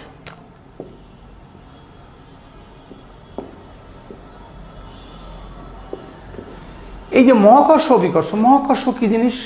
এই টোটাল বিশ্বের সব কিছু ঘুরতেছে না, মহাবিশ্বের সব কিছু ঘুরতেছে না, কিন্তু মাঝখানে কোনো কিছু নাই, ফাঁকায় ঘুরতেছে, এরকম করে ঘুরতেছে। কখনো এরকম করে সংঘর্ষ হয় না, এরকম সংঘর্ষ হয় না, কখনো এরকম ঢুসুম ঢুসুম করে সংঘর্ষ হয় না। যে অদৃশ্য কারণে তুমি আমি আজকে দাঁড়িয়ে আছি পৃথিবীর ওপরে। এই যে অদৃশ্য কারণে পৃথিবী একটা পানির তৈরি ফুটবল, শূন্যে ভেসে বেড়াচ্ছে। পানি পানি পানি, সাগর মহাসাগর যা আছে সবই তো পানি, 71% পানি সব আছে। পানি তো পড়ে না, যে অদৃশ্য কারণে, তার নাম হচ্ছে তোমার কি বলে মহাকর্ষ। এই টোটাল মহাবিশ্বের যে কোনো দুটি বস্তুর মধ্যে যে আকর্ষণ বল কাজ করে তার নাম মহাকর্ষ। এই দুইটি বস্তুর একটি যদি পৃথিবী নিজেই হয় তখন তার নাম হয়ে যাবে আদর করে অভিকর্ষ বলি আমরা। আসলে অভিকর্ষ মহাকর্ষ একই ব্যাপার। তোমরা আছো না, প্রেম করো যারা, আদর করে ডাকো জান্টু, ময়না, টিয়া এরকম বলো। আবার যখন ঝগড়া করো তখন ঠিকই বলো তুই একটা কাউয়া, ময়না টিয়া থেকে কাউয়া হয়ে গেল। তাহলে এই আদরের ডাক বা তিরস্কারের ডাক এগুলো অরিজিনাল নাম নয়। অরিজিনাল নাম তো একটা আছেই। তো এরকম মহাকর্ষ হচ্ছে অরিজিনাল নাম। এখন বিজ্ঞানীগণ চিন্তা করলেন পৃথিবীর সাথে যদি কারো আকর্ষণে একটু আদর করে ডাকি না, ডাকি কি বলতে চাও? অভিকর্ষ বলবো। ঠিক আছে, বলো অভিকর্ষ। অর্থাৎ পৃথিবীর সাথে যদি চন্দ্র আকর্ষণ হয় বলবা কি অভিকর্ষ। পৃথিবীর সাথে সূর্য হলেও কি অভিকর্ষ, কিন্তু চন্দ্র সূর্য হলে কি মহাকর্ষ। অর্থাৎ দুইটা বস্তুর একটা যদি পৃথিবীর থাকে তখন তার নাম কি অভিকর্ষ। তুমি আর পৃথিবী অভিকর্ষ, তোমার বেঞ্চ আর পৃথিবী অভিকর্ষ, তুমি আর বেঞ্চ মহাকর্ষ, তুমি আর তোমার জানটু মহাকর্ষ, তুমি আর পৃথিবী অভিকর্ষ, তোমার জানটু আর পৃথিবী অভিকর্ষ। কথা কি বুঝতে পেরেছো? এই হচ্ছে অভিকর্ষ। তার মানে অভিকর্ষ তুমি তখনই বলবে যখন পৃথিবী শব্দের হবে অভি শব্দের অর্থ পৃথিবী, অভি শব্দের অর্থ কি পৃথিবী, পৃথিবীর সাথে আকর্ষণ অভিকর্ষ। তবে এই কথাও ঠিক, সকল অভিকর্ষ এক প্রকার মহাকর্ষ, সকল অভিকর্ষই এক প্রকার মহাকর্ষ। আশা করি বোঝা গেছে। যাক, আর আরেকটা বিষয়, এই যে অভিকর্ষ ত্বরণের ফলে এই অভিকর্ষ মহাকর্ষ, এই অভিকর্ষর ফলে একটা ত্বরণ সৃষ্টি হয়, তার নাম অভিকর্ষ ত্বরণ।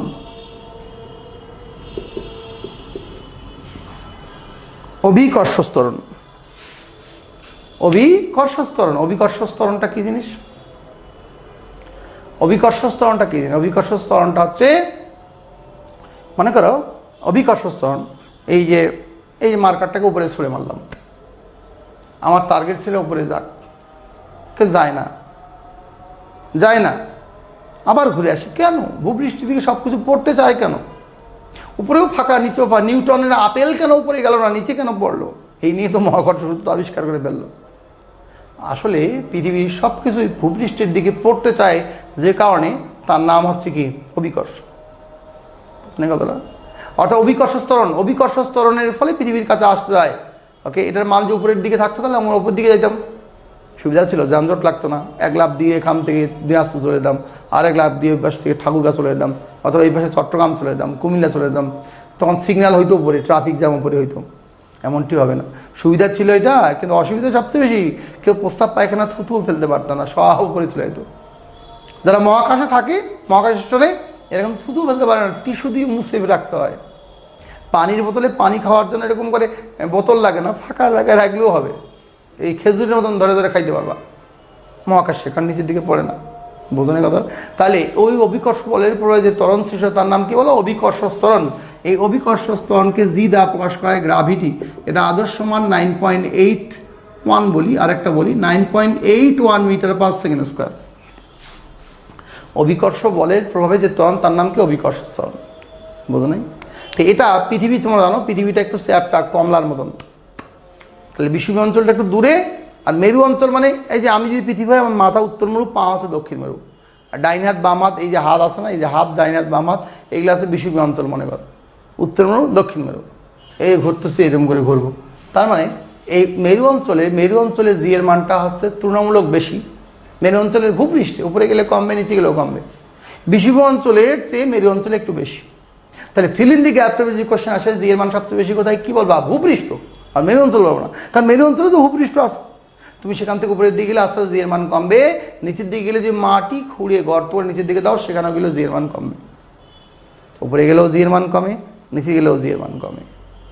তাহলে জি এর মান বেশি কোথায়, ভূপৃষ্ঠে। এই ভূপৃষ্ঠের মধ্যে বেশি কোথায়, মেরু অঞ্চলে। পৃথিবীর কেন্দ্রে জি এর মান 0, অর্থাৎ গর্ত করে নিচের দিকে যদি যাও তাহলে পৃথিবীর কেন্দ্রে গেলে দেখবা জি এর মান কি, 0। পৃথিবীর কেন্দ্রে জি এর মান কি, 0। আমার কথা কি বুঝতে পেরেছি না? পৃথিবীর কেন্দ্রে জি এর মান কি বলছি বলো, 0। ওকে, এই গেল আমাদের কথা জি। আরেকটা টপিক সেটা হচ্ছে ভর আর ওজনের পার্থক্য বলবো। এই ভর আর ওজন, এই দুটো শব্দকে আমরা আপাত দৃষ্টিতে একই করে মিলাই ফেলি, কিন্তু ভিন্ন ব্যাপার। ওই যে আমার 80 কেজি, এটা হচ্ছে আমার ভর, কিন্তু বলি আমরা ওজন, এটা এমনি বলি, আবেগই বলি। এখন আমি যদি দোকানে যাই বলি ভাই মাছটির ভর কত, দোকানদার আমাকে এলিয়েন মনে করবে, সুতরাং ওখানে আমাকে ওজনেই বলতে হবে। কিন্তু সঠিক ব্যাপারটা হচ্ছে ওটা হচ্ছে কি, ওজন নয়, ভর। একটা বস্তু মার্কার মনে করে, এটা তৈরি হয়েছে প্লাস্টিক দিয়ে, মার্কারটা প্লাস্টিক দিয়ে তৈরি ধরে নিলাম। এই যে প্লাস্টিক দিয়ে তৈরি হয়েছে মার্কারটা, এই যে প্লাস্টিক দিয়ে তৈরি হইলো, এই প্লাস্টিক দিয়ে তৈরি মনে করো 200 গ্রাম প্লাস্টিক আছে, তাহলে মার্কারের ভর 200 গ্রাম। মার্কারের ভর কত, 200 গ্রাম। এখানে কোনো আকর্ষণ বিকর্ষণ হ্যান ত্যান কারোর সাথে কোনো সম্পর্ক নাই। আমার 80 কেজি খায়া হয়েছে, এখানে অবিকর্ষণ অকর্ষণ পৃথিবীর কোনো কিছুর সাথে কোনো সম্পর্ক নেই। দিস ইজ ভর, মাস।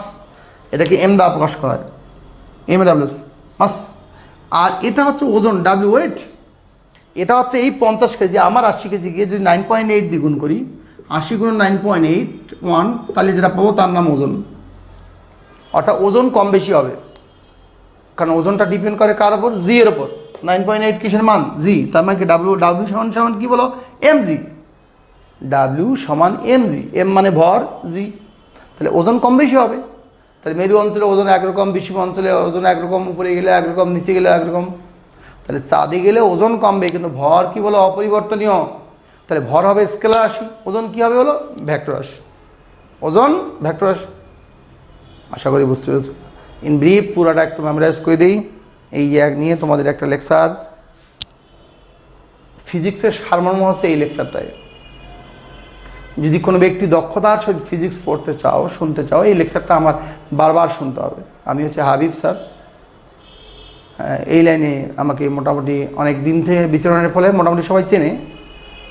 অনেক বিসিএস কোচিংয়ে নাম করা বিসিএস কোচিংয়ে দীর্ঘ সময় ধরে ক্লাস নিয়েছি, এই জন্য সবাই মোটামুটি চেনে। আমি হচ্ছে হাবিব স্যার বললেই চলে, সবাই চলে। তো সেক্ষেত্রে আমি তোমাদেরকে জেনে বুঝেই দীর্ঘ এক্সপিরিয়েন্সের আলোকে বলতেছি, এই তোমরা যদি বিজ্ঞানে ভালো করতে চাও, স্পেশালি পদার্থ বিজ্ঞানে, তাহলে আজকে এই লেকচারটাকে অন্তত কয়েকবার আমার এই বকবকটা শুনবা, ওয়াজের মতো করে। আমি যদিও কথা বলি, একটু আমার সুরটা এরকম, ছোটবেলা থেকে মাস্টারি করতে হতে এরকম হয়ে গেছে। I have a deep experience about this sector, I knows what the should be in well. সুতরাং you have to know for your betterness. I repeat, you have to know for your betterness. Okay, বলেছি যে ভৌত জগতে যা কিছু পরিমাপ করে তার নাম রাশি। পরিমাপ করতে গেলে জানতে হবে কি একক। এককটা দুই প্রকার, একটা হচ্ছে মৌলিক একক, একটা আছে লব্ধ একক। মৌলিক একক 7টি বাদে বাকি সকল এককে বলে লব্ধ একক। বাকি সকল একক কি, লব্ধ একক। ওকে, এবার বলছি মৌলিক একক 7টা মনে রাখার টেকনিক। দুনিয়া ভরে সবসময় তাপমাত্রা বৃদ্ধি পাচ্ছে, বিদ্যুৎ প্রবাহ, দীপন ক্ষমতা, পদার্থের পরিমাণ কি কমছে। ওকে, বলেছি যে ভাই কোনো বস্তুর অবস্থা শুধুমাত্র কোনো রাশির শুধুমাত্র মান আছে, নাম কি স্কেলার, মানও আছে, দিকও আছে। অর্থাৎ মানে দিকের সাথে মান চেঞ্জ হয়, তার নাম কি ভেক্টর, ভেক্টর রাশি। বলেছি কোনো বস্তু অবস্থানে পরিবর্তন নাম কি দূরত্ব, নির্দিষ্ট দিকে দূরত্ব নাম কি সরণ, সরণের হার বেগ, বেগ বৃদ্ধির হার ত্বরণ, বেগ হ্রাসের হার কি বলো মন্দন। সরণ ভেক্টর রাশি, সরণের হার বেগ, তাহলে বেগও ভেক্টর রাশি। বেগ বৃদ্ধির হার এবং হ্রাসের হার মন্দন এবং ত্বরণ মন্দন, তাহলে এটাও কি ভেক্টর রাশি। হ্যাঁ, কাজ ক্ষমতা শক্তি কি স্কেলার রাশি। কাজ কোনো বস্তুর প্রযুক্ত বল, যদি বস্তুটার স্মরণ ঘটে তাহলে বল আর স্মরণের গুণফলকে কী বলে, কাজ। কাজ করার সামর্থ্যকে শক্তি বলে। কাজ করার যে হার তার নাম কি ক্ষমতা, ক্ষমতার একক ওয়াট। আর কাজ আর শক্তি জুল। বাট কাজ, ক্ষমতা, শক্তি তিনটার দিকের সাথে কোনো সম্পর্ক নাই, তিনটা হচ্ছে স্কেলার। নিউটনের সূত্র বলছি তিনটা, নিউটনের তিনটা সূত্রের ক্ষেত্রে লাস্টেরটা হচ্ছে এই যে প্রতিক্রিয়া, রিয়াকশন মাস বি ইকুয়াল অপোজিট রিয়াকশন, বুঝো নাই। প্রথমটা বলছি জড়তার সূত্র, ওটা চুপচাপ থাকে, বল প্রয়োগ করলে যাবে, না হলে চুপচাপ থাকবে। আর দ্বিতীয়টা বলছে যে প্রযুক্ত বল ভরবেগের সমানুপাতিক, দ্বিতীয় সূত্রে বলছেন নিউটন। ওকে, কিছু বিজ্ঞানীদের শর্টকাট বর্ণনা দিয়েছি, এদের জীবনযাপনের কথা বলেছি, Archimedes, Luis পাস্তুর, Isaac Newton, Albert Einstein, তারপরে তোমাকে টমাস আলভা এডিসন সম্পর্কে কিছু বক্তৃতা দিয়েছি। এরপরে বললাম যে পৃথিবীর সাথে চাঁদের আকর্ষণ বা যে কোনো কিছুর আকর্ষণ, সূর্যের আকর্ষণ, মঙ্গলের আকর্ষণ নাম কি? অবিকর্ষ। পৃথিবী নাই যে কোনো দুটো বস্তুর আকর্ষণ নাম কি বলো? এই দুটো বস্তুর আকর্ষণ পৃথিবী ছাড়া নাম কি হয়ে যাবে? মহাকর্ষ। পৃথিবী থাকলেই কেবলমাত্র অবিকর্ষ, কেননা অভি মানে পৃথিবী। ওকে, এরপরে বলছি অবিকর্ষ বলের প্রভাবে যে ত্বরণ, তার নাম কি? অবিকর্ষ স্তন। জি এর মান সবচেয়ে বেশি কোথায়? ভূপৃষ্ঠে। উপরে গেলেও কমবে, নিচে গেলেও কমবে। তার মানে অঞ্চলভেদে কম্পেয়ার করলে মেরু অঞ্চলে বেশি। খনিতে জির মান কি? 0, বুঝো নাই? ওকে, জির আদর্শ মান কত? 9.81 মিটার পার সেকেন্ড। কোনো বস্তুর গঠনগত উপাদানের পরিমাণ তার ভর, ভরকে যদি আমরা 9.8 দিয়ে গুণ করি কী পাবো? ওজন। এই ছিল এই টপিকের আলোচনা। সবার জন্য শুভকামনা, সবাই ভালো থাকবে, কোভিড-19 থেকে সেভ করার চেষ্টা করবে, আমার জন্য দোয়া করবে, আমিও তোমাদের জন্য দোয়া করি। প্রত্যেকে আল্লাহ নেক বাসনাগুলো মহান সৃষ্টিকর্তা আল্লাহ তাআলা পূরণ করুক এবং সবাইকে তোমাদেরকে সততার সাথে জীবনযাপন করার তৌফিক দান করুক, এই কামনা করেই তোমাদের জন্য কি বলে তোমাদের শুভকামনা করি এবং পাশাপাশি তোমাদের নিরাপদ স্বাস্থ্য কামনা করি, সুস্থতা কামনা, সমৃদ্ধ জীবন কামনা করি। মহান সৃষ্টিকর্তা তোমাদের সবার নেক বাসনাকে পূর্ণ করুক এবং তোমরা প্রত্যেকে বিশেষ করে হয়ে যাও, এই দোয়া করি। আসসালামু আলাইকুম ওয়া রাহমাতুল্লাহি ওয়া বারাকাতুহু।